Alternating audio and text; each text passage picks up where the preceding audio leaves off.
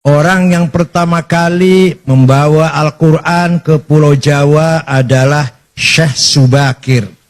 Syekh Ahmad Subakir membawa Al-Quran, diperkenalkan kepada Ratu Sima, Raja Kalingga di Jepara. Walaupun si ratu ini tidak masuk Islam secara eksplisit, tapi memahami kandungan Islam, yaitu Islam atau Al-Quran mengajarkan keadilan, seadil-adilnya. Maka Ratu Sima, Kerajaan Kalingga, Jepara, terkenal ratu yang paling adil. Dan masyarakatnya dipersilahkan, diberi kebebasan memeluk agama Islam. Syekh Subakir mempunyai tugas apa? Merantai, apa? Mengkerangkeng apa? Mengikat makhluk-makhluk jahat yang ada di Jawa. Semua diikat dengan rantai, dibuang ke Laut Selatan. Kecuali dua makhluk yang tidak mengganggu Islam.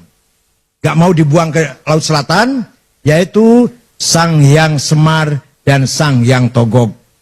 Dalam Nusantara bisa cerita begini, Beb. Karena beliau makhluk sangat bagus, walaupun tidak masuk Islam, tapi tidak memusuhi agama Islam.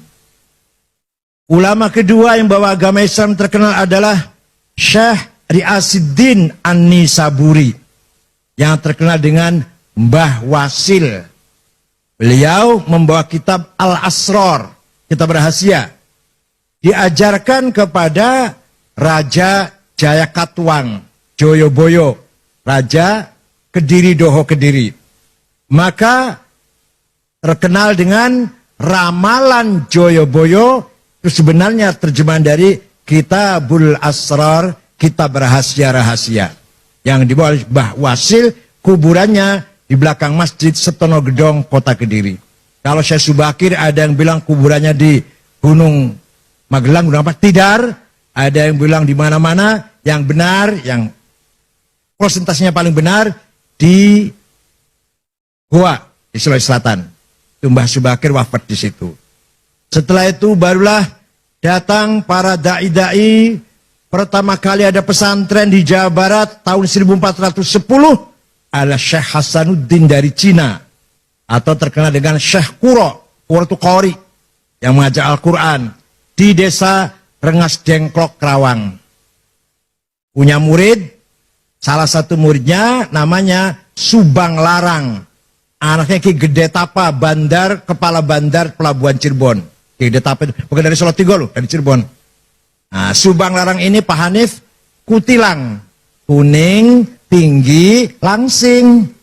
Sulit carinya nih. Kalau kebalikannya banyak, kebalikannya kuning, kebalikannya tinggi, kebalikannya langsing, itu gak banyak itu. Tapi yang kutilang, aduh sulit carinya. Nah, suatu ketika Raja Siliwangi beragama Buddha dengar ada agama Islam, agama baru, berangkat dari Bogor ke utara, saya bunuh itu, kiai itu.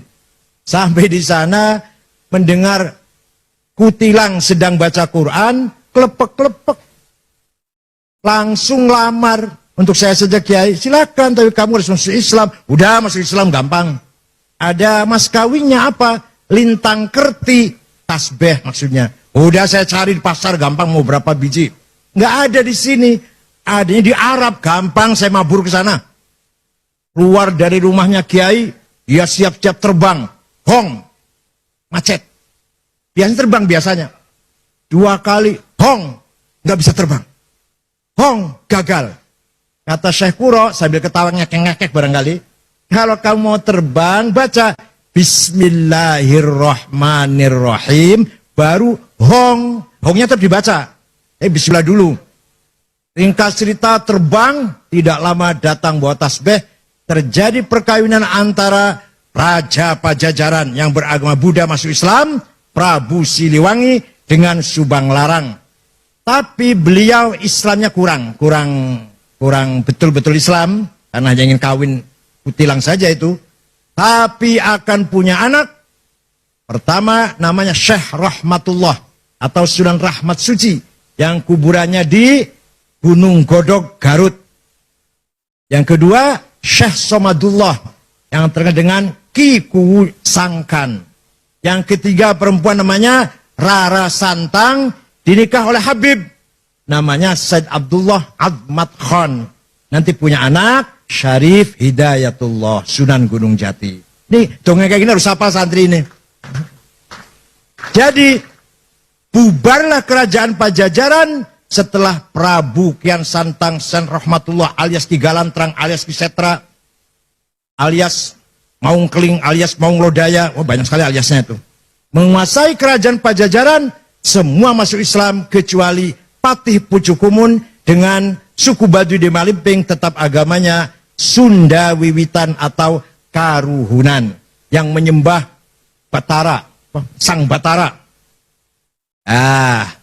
Itulah ulama mulai menyebarkan agama Islam di Pulau Jawa ini. Dari Rengas Dengklok, Syekh Hasanuddin Syahkuro melahirkan beberapa santri ahli baca Al-Qur'an.